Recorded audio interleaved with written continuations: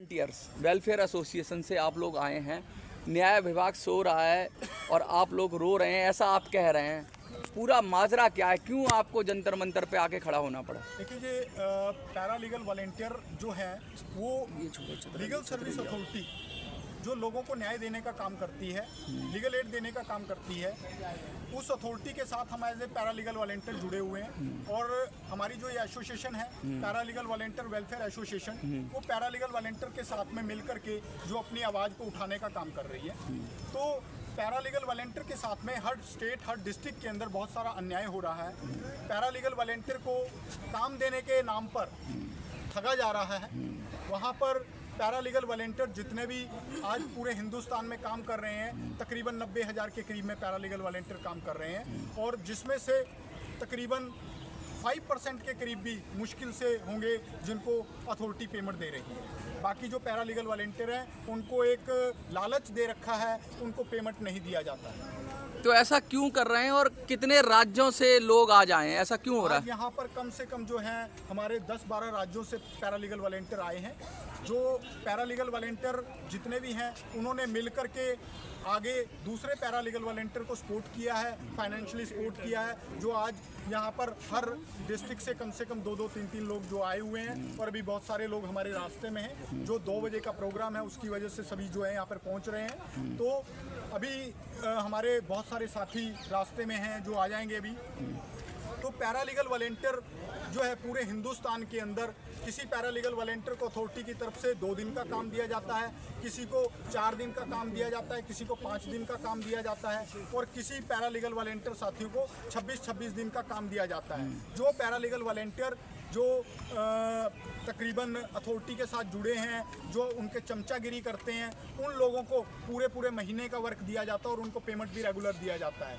जो para legal volunteer आज ज़मीनी स्तर पर काम कर रहे हैं, जो सिर्फ नाम का काम कर रहे हैं, सिर्फ अथॉरिटी की चापलूसी कर रहे हैं, उन लोगों को पूरे महीने का काम दिया जाता है और पैसा प्रॉपर दिया जाता है। लेकिन जो लोग एक्चुअल में ज़मीनी स्तर पर काम कर रहे हैं उन लोगों को पेमेंट नहीं मिल रही है। उन लोगों को जो है लालच दिया जाता है, आपको पेमेंट मिलेगी, और जब पेमेंट देने की बारी आती है तो उनको बोला जाता है कि आपका काम संतोषजनक नहीं है, आप लोगों को जो है पेमेंट नहीं दे सकते हैं।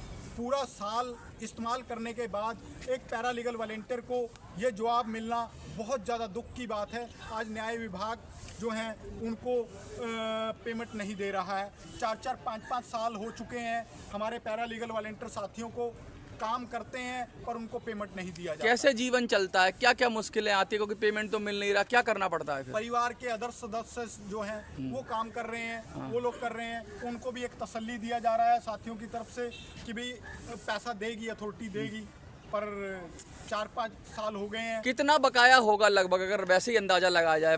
एक अभी कुछ समय पहले तकरीबन अगर हम बात करें 2019-20 की, तो राजस्थान एक स्टेट है, राजस्थान के जो मेंबर सेक्रेटरी थे उनको दिल्ली के अंदर नेशनल लीगल सर्विस अथॉरिटी का अपना मेंबर सेक्रेटरी लगाया गया था, जो कि एक सेशन जज थे।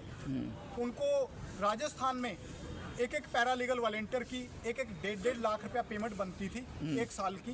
उनसे पूरे महीने काम कराया गया पीएलवी से, और जब उन लोगों को पेमेंट देने की बारी आई, जब पैरा लीगल वॉलंटियर्स ने पूरे साल कंप्लीट होने के बाद बोला कि हमें पेमेंट दिया जाए, सर हमें पेमेंट दिया जाए, हमें भी अपना घर चलाना है। और जबकि राजस्थान एक बहुत बड़ी स्टेट है जिसमें एक पीएलवी को अपने घर से और कार्यस्थल तक जाने के लिए कम से कम 70-80 किलोमीटर का फासला तय करना पड़ता है, और उसके लिए जो किराया लगता है वो अलग से है।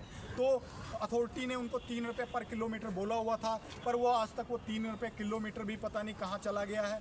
वो जब पैसा देने की बारी आई तो पैसा देने के टाइम पे 1-1.5 लाख रुपया जो पैरा लीगल वॉलंटियर का बन रहा था, उन पैरा लीगल वॉलंटियर साथियों को जब उनको पेमेंट नहीं दिया गया तो उन लोगों ने एसोसिएशन को अप्रोच किया। तो एसोसिएशन ने उसके रिगार्डिंग जब अथॉरिटी को लेटर लिखा, राजस्थान लीगल सर्विस अथॉरिटी को जब लेटर लिखा, तो उन लोगों की पेमेंट जिनका 1-1 लाख रुपया बनता था, उन लोगों को वहाँ पर 15,000, 12,000, 10,000। ये तो बहुत बड़ा घोटाला हो गया। ये तो एक तरह ये तो उनको शांत कर दें।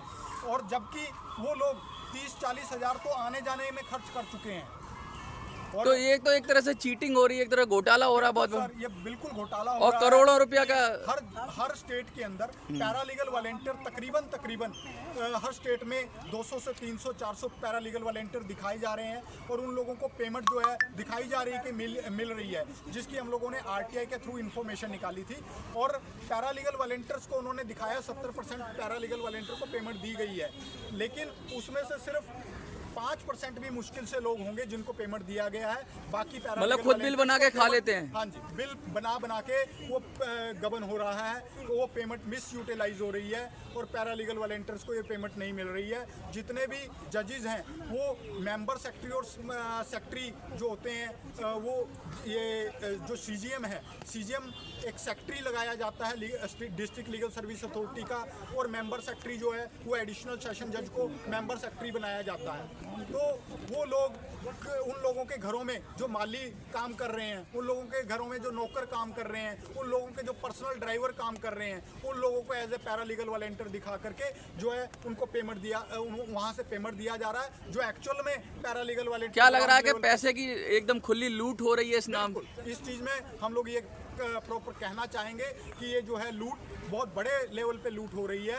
ये जो सरकारी फंड का मिस यूटिलाइज हो रहा है, और जबकि नेशनल लीगल सर्विस अथॉरिटी को जो इन्फॉर्मेशन हम लोगों को मिली हुई है, नेशनल लीगल सर्विस अथॉरिटी को गवर्नमेंट ऑफ इंडिया से पूरा फंड मिलता है और नेशनल लीगल सर्विस अथॉरिटी अपनी तरफ से वो fund state legal service authority को प्रॉपर दे रही है। पर ये problem state legal service authority और डिस्ट्रिक्ट लीगल सर्विस अथॉरिटियों में ज़्यादा देखने को मिल रही है, क्योंकि जो स्टेट लीगल सर्विस अथॉरिटियाँ हैं उन लोगों को नेशनल लीगल सर्विस अथॉरिटी से भी फंड मिल रहा है और इसके अलावा उन लोगों को स्टेट गवर्नमेंट से भी फंड मिल रहा है। क्या लगता है कानून मंत्रालय से क्या इसका रेस्पॉन्स है, वो क्या कहते हैं? 2019 के अंदर हम लोगों ने अपना लॉ मिनिस्टर को भी लेटर दिया था और लॉ मिनिस्टर ने इस चीज़ के बारे में, उस टाइम में रविशंकर प्रसाद जी होते थे, रविशंकर प्रसाद जी ने अपना जो है लेटर पैड पे उन्होंने नेशनल लीगल सर्विस अथॉरिटी को लेटर लिखा था कि भी जो पैरालीगल वॉलेंटियर्स की जो प्रॉब्लम्स है उनको देखा जाए और उनको समझ के और दूर किया जाए। लेकिन आज तक भी लॉ मिनिस्टर के जो लेटर का भी उन लोगों ने जवाब देना जरूरी नहीं समझा।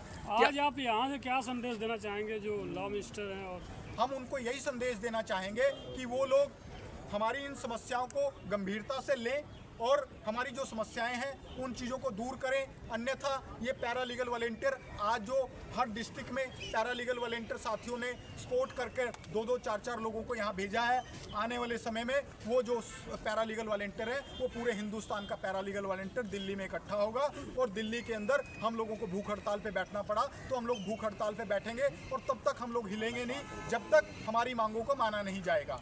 और हमारी ये जो डिमांड है वो डिमांड्स हमारी ये है कि हमें पूरे हिंदुस्तान के अंदर इक्वल वर्क मिलना चाहिए, इक्वल पेमेंट मिलना चाहिए और मंथली एक फिक्स मिलना चाहिए और उसका एक टाइम पीरियड लिमिट होना चाहिए कि मंथ में हमें वो जो है पेमेंट रेगुलर हर मंथ मिलेगी। सर आपके साथ आज कौन आपके साथ वरिष्ठ साथी है जो जिन्होंने इस प्रोटेस्ट में आपका साथ दिया? देखिए हमारे साथ में हमारे जो नेशनल कमेटी के यहाँ पर सेक्रेटरी मिस्टर राजीव रंजन जी हमारे साथ में हैं। इसके अलावा यहाँ पर हमारे साथ में प्रियंका जी हमारे साथ में हैं, मीना कुमारी जी जो हैं स्टेट कोऑर्डिनेटर हमारे वो हमारे साथ में हैं हिमाचल प्रदेश से, और हरिनाथ मिश्रा जी हमारे साथ में हैं, और राजस्थान से हमारे काफ़ी साथी जो अभी रास्ते में हैं, और छत्तीसगढ़ से जो हमारे नेशनल कमेटी के मेंबर हैं विकास जी वो हमारे साथ में हैं।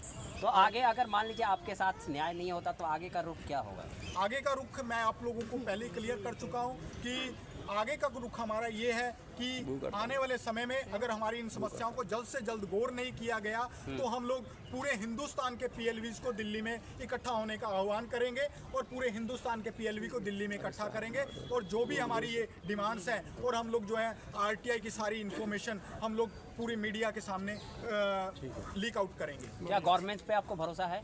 देखिए आज हम लोग यहाँ पे इकट्ठा हुए हैं, जो हमारे चीफ जस्टिस DY चंद्रचूड़ जी हैं, माननीय महामहिम CGI, वो एक न्यायप्रिय व्यक्ति हैं और हम समझते हैं कि जो नीचे के लोग हैं, नीचे का न्याय विभाग है वो ऊपर के लोगों तक ये बातों को पहुंचने नहीं देता है। तो मैं इस मंच के माध्यम से आप लोगों के माध्यम से यही निवेदन करना चाहूँगा कि वो लोग हमारी इन समस्याओं को गंभीरता से लें और हमारी जो समस्याएं हैं उनको पर्सनली इनिशिएटिव लेते हुए उनको दूर करें।